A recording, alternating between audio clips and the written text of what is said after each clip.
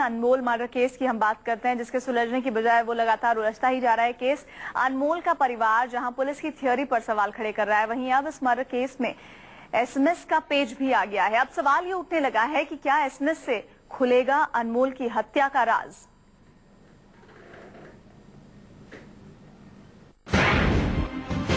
SMS से खुलेगा NRI अनमोल murder case का राज। कत्ल के बाद किसने किया एसएमएस? एनआरआई अनमोल मर्डर केस की गुत्थी सुलझने की बजाय उलझती जा रही है। दिल्ली के सनसनीखेज हत्याकांड में अब नया पेच आ गया। ये नया पेच है एक एसएमएस। इतना ही नहीं, दिल्ली पुलिस के जांच के तरीके पर भी सवाल उठाए जा रहे हैं। जांच पर सवाल उठाए हैं एनआरआई अनमोल सरना के परिवार ने। शुरुआत से ही पुलिस की थ्योरी पर उंगली उठा रहे अनमोल के मां बाप ने गुरुवार दोपहर दिल्ली की साकेत कोर्ट में भी इंसाफ की गुहार लगाई। अनमोल के मां बाप का कहना है कि उस रात की सच्चाई से अभी पर्दा पूरी तरह उठा नहीं है।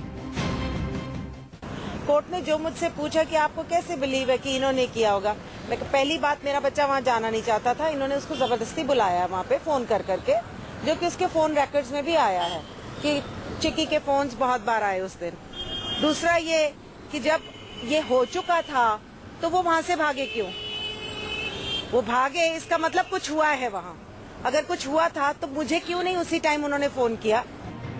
एनआरआई अनमोल सरना हत्याकांड ने उस वक्त एक नया मोड़ ले लिया जब उसके माता पिता ने अदालत के सामने उस रात हुए कुछ एसएमएस रखे। ये एसएमएस मौकाए वारदात पर मौजूद अनमोल के दोस्त माधव ने अपने किसी जानकार को व्हाट्सएप पर किए थे, जिनमें अनमोल के कत्ल का जिक्र किया जा रहा है। ये सभी एसएमएस वारदात के ठीक बाद किए गए हैं। उस एसएमएस का मजमून कुछ इस तरह था। मेरे एक दोस्त ने अपने दूसरे दोस्तों के साथ मिलकर अपने ही एक दोस्त को मार डाला। जस्ट रिमाइंडिंग, कौन है वो? है एक दोस्त चिक्की, जो कि लंदन में पढ़ रहा था। क्यों? एसिड ट्रिप में। एसिड? ड्रग। चल बाय। अनमोल के परिवार का दावा है कि अनमोल के ही एक दोस्त ने उन्हें यह एसएमएस भेजा। परिवार ने अदालत में आरोप लगाया कि जानकारी देने के बावजूद पुलिस ने इन एसएमएस की असलियत जानने की कोशिश तक नहीं की। परिवार के मुताबिक अगर इन एसएमएस की तहकीकात हुई तो उस रात हुए उनके बेटे की कत्ल की साजिश बेनकाब हो सकती है। ये मीडिया जो है बच्चों की, वो सबसे फास्ट काम करती है। हमसे भी पहले वो आपस में बात कर लेते हैं। व्हाट्सएप 1 सेकंड में हर एक को पहुंच जाता है। तो वो हम तहकीकात कर रहे हैं कि कौन था वो पहला जिसके फोन से ये बात रिलीज हुई है। वो पुलिस भी देख रही है, वो आप सबको भी पता चल जाएगा उस बारे में। अनमोल की पोस्टमार्टम रिपोर्ट में भी साफ लिखा है कि उसके शरीर पर काफी चोटें थी। अनमोल की मौत की अहम वजह उसके सिर पर आई गंभीर चोट को बताया गया है। इतना ही नहीं, अनमोल के प्राइवेट पार्ट्स पर भी काफी चोट थी। अनमोल के दोस्तों की पेशी के दौरान अदालत ने पुलिस से पूछा, अनमोल के प्राइवेट पार्ट्स पर चोट कैसे पहुंची जब गार्ड उसकी डंडों से पिटाई कर रहे थे? क्या एसएमएस की जांच की गई? परिवार ने अभी सौंपे हैं, तहकीकात करेंगे। अदालत ने पुलिस को केस की गहराई से जांच करने के आदेश दिए हैं। साथ ही विसरा सैंपल को फॉरेंसिक लैब भेजने के भी आदेश दिए हैं। अदालत की इस कार्रवाई के दौरान अनमोल की मां कोर्ट में बेहोश तक हो गई थी, जिन्हें तुरंत ही परिवार अस्पताल ले गया था। अनमोल के घर वालों को मिले एसएमएस ने भी पुलिस की जांच पर सवाल खड़े कर दिए हैं। सवाल ये कि क्या पुलिस ने अधूरी जांच के बिना पर ही मामले को सुलझाने का दावा किया? इतना ही नहीं, अनमोल के पोस्टमार्टम रिपोर्ट भी पुलिस की थ्योरी पर सवाल खड़े कर रहे हैं। अनमोल के परिवार ने न सिर्फ दिल्ली की साकेत कोर्ट में बल्कि अमेरिकन एम्बेसी में भी इंसाफ की गुहार लगाई। उधर अनमोल के कत्ल के आरोप में सलाखों के पीछे मौजूद सिक्योरिटी गार्ड्स का परिवार भी पुलिस की जांच पर उंगलियां उठा रहा है। अनमोल के मौत को करीब 1 हफ्ते हो चुके हैं, लेकिन ये गुत्थी अभी तक पूरी तरह सुलझ नहीं पाई है। हालांकि पुलिस ने इस मामले में 2 गार्ड्स को गिरफ्तार कर मामले को सुलझाने का दावा जरूर किया है, लेकिन घरवाले पुलिस के इन दावों पर बार बार सवाल उठा रहे हैं।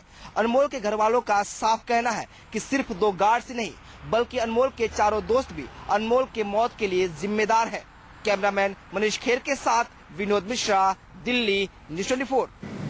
तो ऐसा माना जा रहा है कि हत्या के तुरंत बाद जो एसएमएस किए गए हैं वो महत्वपूर्ण सुराग हो सकते हैं, जिसको लगातार टटोलने की कोशिश और ज्यादा तहकीकात की जरूरत पुलिस को है, जो पुलिस लगातार कर रही है। और ऐसे में अनमोल की पोस्टमार्टम रिपोर्ट भी आ गई है और अब इसके बाद एविडेंस की तलाश की जा रही है। जिन गार्ड्स को इसमें मोहरा बनाया जा रहा है, क्या वाकई पुलिस की थियोरी एकदम फिट बैठती है? फिलहाल अनमोल के परिवार और उन गार्ड्स के परिवार ये मानने को बिल्कुल भी तैयार नहीं है।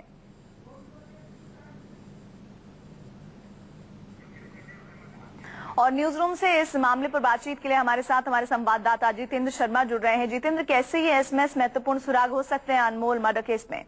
जी बिल्कुल, देखिए, हालांकि दिल्ली पुलिस ने कल कोर्ट में साफ बोला था कि वो अपनी तरफ से पूरे केस को सुलझा चुकी है और उन्होंने अपनी थ्योरी भी कोर्ट के सामने पेश करी, लेकिन अनमोल के माँ बाप के गले पुलिस की ये थ्योरी नहीं उतर रही है। उन्होंने एक एसएमएस, जो कि एक इमेज उनके पास एक एमएमएस के थ्रू आई थी, वो इमेज जो एक व्हाट्सएप की है, वो इमेज कोर्ट के सामने रखी, जिसमें साफ देखा जा सकता था कि जो वारदात है, वारदात के चंद मिनटों बाद ही वो एसएमएस एक दूसरे को फॉरवर्ड किए थे। और वो एसएमएस, जैसे कि अनमोल के माँ बाप का कहना है कि अनमोल और उसके दोस्तों का कोई कॉमन फ्रेंड है, उसने अपनी बहन को किए थे।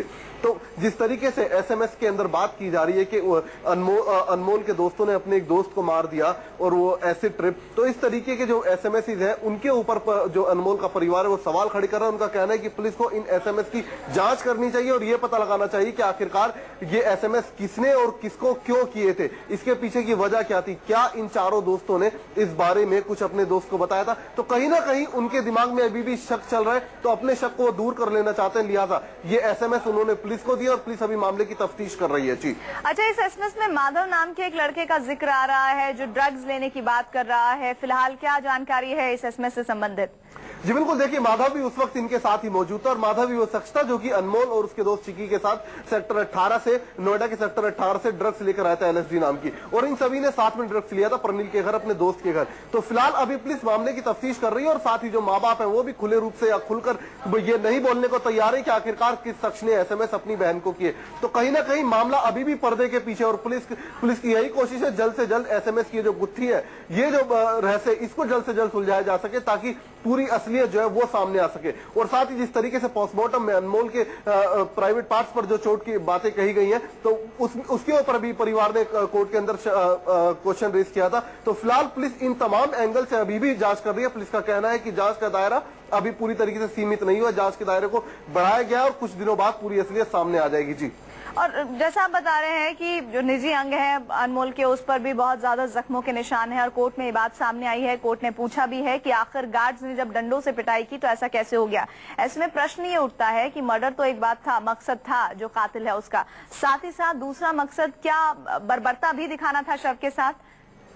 जी बिल्कुल, देखिए, पुलिस ने अपनी इस थ्योरी को पेश करने के लिए कोर्ट के सामने वहां पर एक सबसे पहले सीसीटीवी फुटेज जो उस वक्त उस गेट पर लगा हुआ था उसको सबूत बनाया, दूसरा कुछ गवाह थे उनको सबूत बनाया और इसके अलावा जो एक्यूज है, जो कि दोनों गार्ड है, उनके बयानों को वहां पर सबूत के तौर पर पेश किया। तो इन तीनों सबूतों के आधार पर पुलिस की जो थ्योरी है वो कोर्ट के सामने एक तरीके से अगर कहा जाए तो सही साबित हो रही थी। लेकिन जिस तरीके से उसके प्राइवेट पार्ट्स पर जो चोट की बात अनमोल के परिवार ने जिस पर क्वेश्चन रेज किया, तो पुलिस का कहना है कि जब गार्ड्स ने उसकी पिटाई की डंडे से तो उस वक्त ये चोटें आई थी। तो फिलहाल कोर्ट ने इस पर भी बोला है कि अभी जांच की जाए और जांच का गहराई से इसकी जांच की जाए और उसके बाद जो भी नतीजा है वो कोर्ट के सामने पेश किया जाए। तो फिलहाल आज इस मामले पर सुनवाई भी होनी है।